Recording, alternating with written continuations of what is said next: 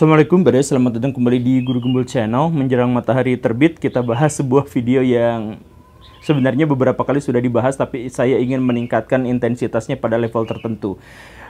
Saya mohon maaf, tapi sekali lagi ya, saya mohon maaf, tapi silahkan Baraya nonton cuplikan video ini.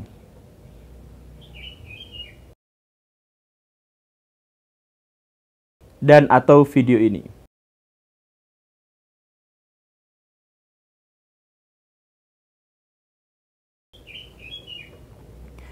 Apa yang janggal dari video-video itu adalah bahwa itu sebenarnya bukan manusia, itu bukan model, itu bukan perempuan cantik, itu bukan siapa-siapa. Karena itu adalah hasil produk dari artificial intelligence. Banyak sekali orang-orang yang kemudian menjadi gundah gulana, di satu sisi betapa cantiknya, betapa imutnya mereka, tetapi di sisi lain bahwa itu sama sekali bukan manusia. Jadi artificial intelligence berusaha untuk mengenali selera pria itu seperti apa, bagaimana para pria memandang wanita, bagaimana harapan pria terhadap fisik tubuh wanita, dan artificial intelligence itu kemudian menggambarkannya secara spesifik seperti itu. Jadi itu cukup mengerikan. Yang lebih mengerikan dari itu adalah bahwa kita tidak membutuhkan effort yang besar untuk membuat gambar atau video wanita seperti itu. Kita cukup mengetikkan kalimat tertentu di artificial intelligence, maka jadilah itu. Jadi misalkan wanita cantik kecemplung sepiteng. Nah, kita ketik itu saja, maka dia akan memunculkan seperti yang kita inginkan. Lengkap dengan sepitengnya, apa, dan sebagainya. Kalau Baraya mau bikin lebih detail lagi, Baraya bisa melakukannya. Seorang wanita cantik bermata sipit, kecemplung sepiteng yang kedalamannya 15 km. Misalkan seperti itu, maka dia akan membuatnya. Atau misalkan Baraya, saya ingin membuat sebuah video Cristiano Ronaldo main di timnas Indonesia, tetapi skillnya bukan Ronaldo. Skill dan gerakan tubuhnya adalah Lionel Messi. Maka dia pasti akan bisa membuatnya dengan sangat cepat. Hanya dengan ketikan seperti itu. Perusahaan apa yang membuatnya? Perusahaan itu adalah yang sama seperti yang membuat ChatGPT, yaitu OpenAI. Jadi mereka bikin sekarang yang namanya Sora AI, tanpa sisipan O di tengahnya. Jadi Sora AI ini adalah sebuah aplikasi atau sebuah artificial intelligence yang digunakan untuk membuat sebuah video pendek hanya dengan ketikan-ketikan saja. Dan Baraya bayangkan seandainya ini benar-benar dirilis dalam waktu dekat, kemudian dia berkembang menjadi lebih baik, lebih panjang, lebih spesifik, lebih bagus, dan seterusnya, maka ancaman besar bagi manusia akan terjadi. Maka misalkan industri Hollywood akan terancam karena artis-artis tidak usah dibayar mahal karena sudah bisa digantikan oleh artificial intelligence yang seperti ini, dan sutradara, pengarah lampu, tukang musik, dan sebagainya juga sudah tidak diperlukan lagi karena kita tinggal mengetikkan di Sora AI itu dan semuanya akan mewujud. Bayangkan industri sebesar apa yang bisa digulingkan dengan ini. Atau kita juga bisa membayangkan sesuatu yang lebih buruk lagi. Misalkan bahwa artificial intelligence semacam itu bisa digunakan untuk menipu orang, bisa digunakan untuk mengungkit sistem security sebuah negara, dan lain sebagainya. Atau misalkan hal yang sederhana adalah gimana kalau misalkan itu digunakan untuk menipu Baraya. Misalkan Baraya adalah seorang orang tua yang anaknya sekolah di satu tempat, kemudian tiba-tiba ditelepon, "Pak, mohon biayanya 15 juta rupiah karena anak bapak yang namanya ini sekolah ini kecelakaan. Ini videonya." Pas dia video call ditampilkan, maaf ya, anak bapak ibu, anak Baraya semua dalam kondisi yang berdarah-darah, misalkan seperti itu. Itu kan pasti dikirim, langsung ditransfer uangnya. Padahal si anak yang dimaksud itu adalah produk dari AI. Itu bisa saja terjadi seperti itu di masa depan. Dan kita bisa membayangkan sesuatu yang bahkan lebih buruk daripada itu. Tetapi intinya adalah bahwa AI sekarang sudah bisa menjadi sebuah ancaman besar karena kemampuan mereka dalam mensimulasikan sesuatu atau bahkan menirukan sesuatu itu sudah benar-benar mengerikan. Apakah Baraya termasuk orang yang di masa depan akan tergantikan oleh AI? Simak videonya sampai tuntas, yuk kita bahas.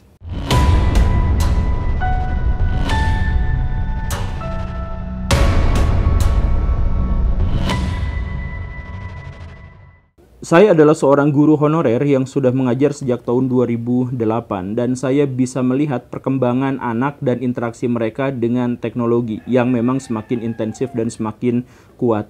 Waktu dulu awal-awal saya mengajar, saya masih bisa melihat anak-anak yang mengarang. Saya masih bisa melihat anak-anak yang menulis sendiri. Saya masih bisa melihat anak-anak yang presentasi tanpa teks. Tetapi sekarang seiring berjalannya waktu, keterampilan-keterampilan itu menjadi semakin langka ketika saya misalkan memerintahkan, menyuruh, meminta anak-anak untuk, anak-anak tolong bikinkan sebuah makalah judulnya adalah Perang Vietnam, misalkan begitu. Atau misalkan serangan Amerika Serikat terhadap Vietcong, misalkan begitu. Maka yang dilakukan oleh anak-anak itu adalah mengcopy apa yang saya perintahkan, dimasukkan ke dalam mesin pencari Google, kemudian dia akan mengambil tulisan pertama di laman pertama Google, kemudian mengganti nama penulisnya dan diganti menjadi nama kelompok dan kemudian ditampilkan sebagai makalah pribadinya. Dan ketika disuruh presentasi, maka mereka akan membaca teks sepenuhnya atau membaca PowerPoint yang telah mereka kerjakan. Jadi hampir tidak ada proses berpikir di situ. Karena untuk menulis, mereka sudah menyerahkannya pada penulis lain melalui Google. Kemudian mereka mempresentasikan juga itu tanpa mengingat, tanpa effort tertentu, karena mereka tinggal membacakan saja di PowerPoint. Sekarang fenomenanya adalah seperti itu. Itu apa? Itu masalahnya apa? Itu masalahnya adalah bahwa manusia-manusia di zaman sekarang semakin ketergantungan pada artificial intelligence, pada robot, pada komputer, pada internet, sedemikian sehingga otak mereka tidak lagi bisa berpikir seperti sebelum-sebelumnya. Bahwa mereka ketika harus mengerjakan sebuah makalah, mereka tidak tahu bagaimana caranya. Bahkan ketika saya mengajukan soal-soal esai, mereka akan cari di Google apa jawabannya. Ketika saya misalkan mempertanyakan, apa ciri-ciri dari kediktatoran, maka mereka tinggal ketik apa ciri-ciri kediktatoran, sama persis seperti apa yang saya minta, kemudian mereka temukan di Google dan kemudian mengklaim jawabannya sebagai jawaban dari mereka sendiri. Ketika misalkan mereka disuruh presentasi, mereka gagap karena tidak bisa mengulangnya lagi. Karena apa? Karena tidak ada proses berpikir di sana. Ini adalah pengalaman pribadi saya dan saya sampai sebatas tertentu belum bisa mengklaim bahwa itu adalah sebuah fenomena umum. Tetapi banyak sekali guru-guru yang juga mengeluhkan hal yang sama, bahwa anak-anak zaman sekarang itu hilang konsentrasi dengan sangat mudahnya, kemudian betapa ketergantungan mereka pada Google, YouTube, TikTok, dan sebagainya, dan kemampuan mereka berpikir, berbicara, dan menyampaikan gagasan itu benar-benar semakin terdegradasi. Benarkah itu semua? Silakan Baraya jawab di kolom komentar apakah itu benar atau tidak, khususnya untuk para guru.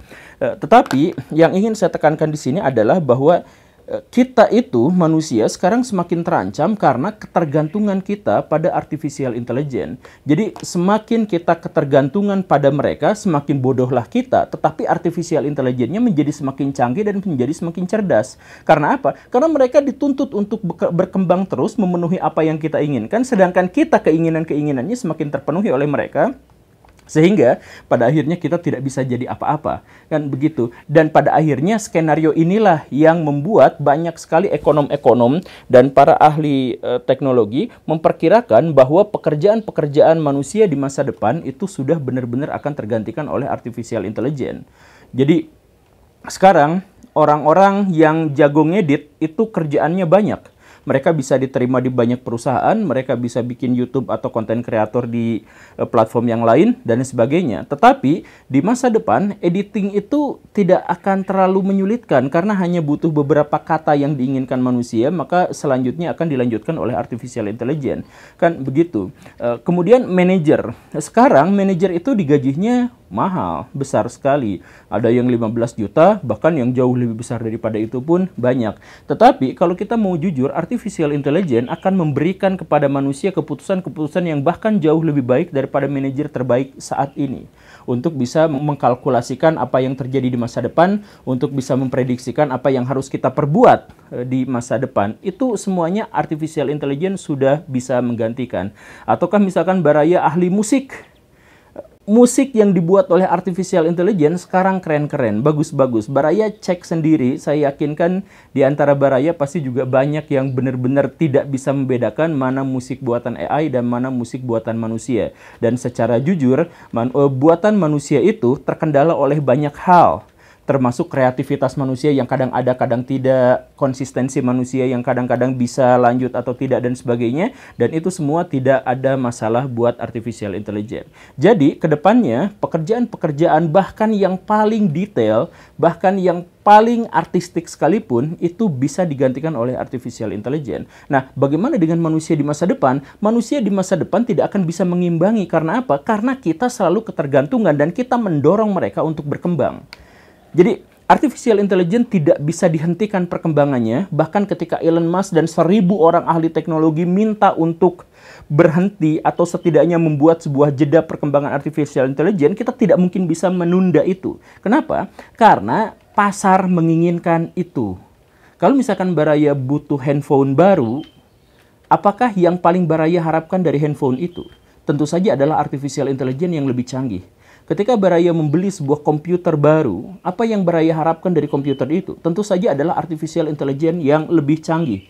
Dan itu gak bisa dihentikan. Maksudnya keinginan Baraya untuk itu adalah keinginan yang sama yang juga dimiliki oleh miliaran manusia di dunia saat ini. Jadi artificial intelligence akan didorong terus-terusan untuk berkembang menjadi lebih baik, sedangkan kitanya sama sekali tidak berkembang. Masalahnya di situ. Nah, ketika berkembangnya sudah sangat pesat, apa yang akan terjadi? Yang lebih buruk daripada artificial intelligence mengambil alih posisi manusia di dunia kerja adalah artificial intelligence itu pada akhirnya akan menyalakan mode on untuk otonomi, untuk independensi. Artificial intelligence sekarang itu hanya bisa berkembang pada ranah tertentu, tidak pada yang lain. Atau yang ini pun hanya ada pada analisis ini atau prediksi itu dan sebagainya, tetapi tidak bisa pada hal yang lain. Jadi artificial intelligence sekarang itu dibatasi oleh manusia. Tetapi seiring manusia menuntut mereka untuk bisa melakukan hal yang lebih, tolong dong ini, pokoknya nanti gini, saya nggak mau tahu, pokoknya gini. Nah, sekarang manusia itu ke artificial intelligence kan semakin seperti itu gitu.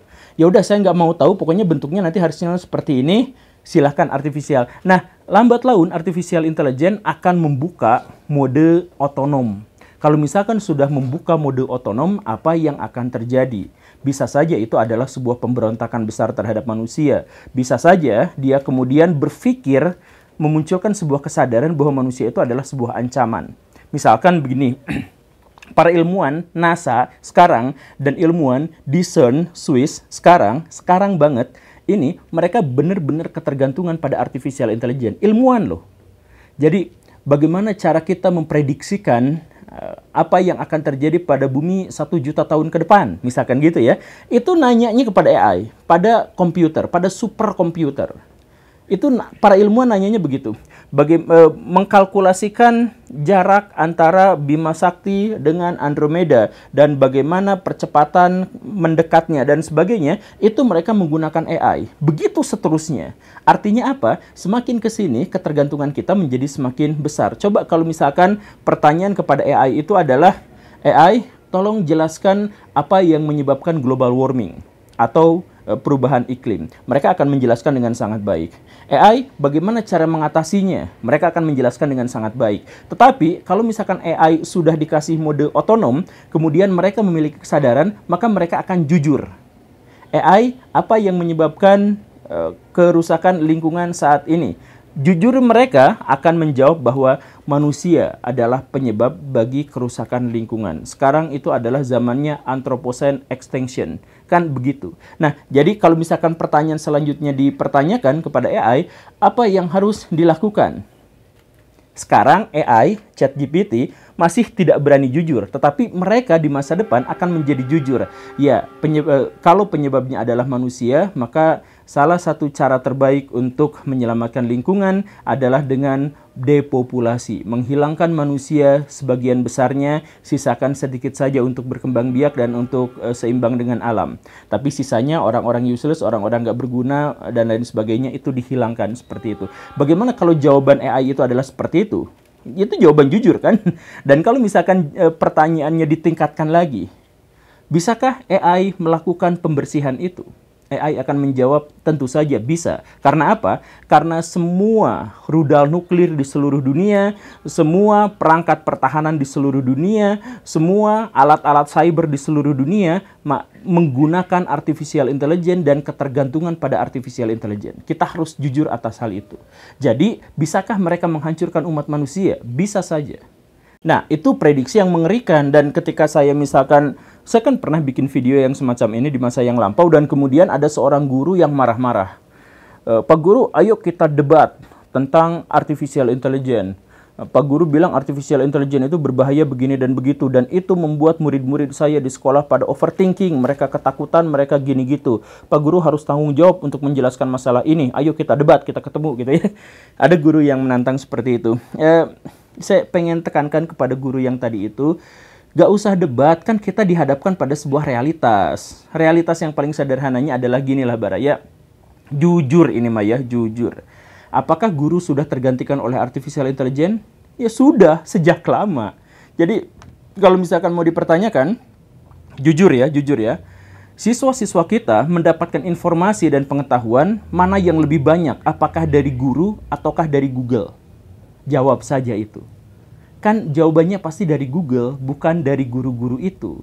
Guru-guru yang paling bermakna, guru-guru yang paling berfaedah, guru-guru yang paling baik kan tidak mengajarkan materi, tetapi guru yang terbaik itu adalah yang menginspirasi, yang memberi nilai-nilai, dan itu sampai sebatas ini memang belum digantikan oleh AI. Tapi siapa guru-guru semacam itu di masa sekarang? Guru-guru di masa sekarang itu ketika siswa-siswa bertanya tentang sesuatu yang relevan yang mereka dapatkan dari internet, maka mereka akan menjawab bahwa, oh nggak usah bahas itu ya, karena kita bukan materi itu bukan pelajarannya di situ. Ini di luar konteks ya. Jadi yuk kita masuk ke dalam buku. Itu kan jawabannya.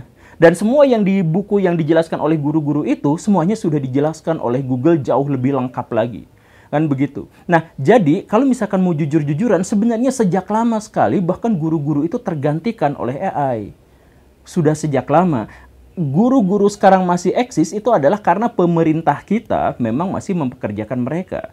Jadi ayo kita berpikir secara realistis gitu.